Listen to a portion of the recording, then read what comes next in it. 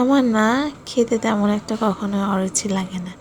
কারণ হচ্ছে আমরা সারাদিন যা করি শুধু হচ্ছে দুমুঠো খাওয়ার জন্যই করি। যদি আমাদের শরীর না থাকতো, পেটটা না থাকতো, তাহলে কিন্তু আমাদের কিছুই করতে হতো না, দিব্যি আমরা চলে যেতে পারতাম। এই জন্য আমার কখনো খেতে খারাপ লাগে না। আর সত্যি কথা বলতে আমার কিন্তু প্রতিটা খাবারই অনেক বেশি পছন্দের।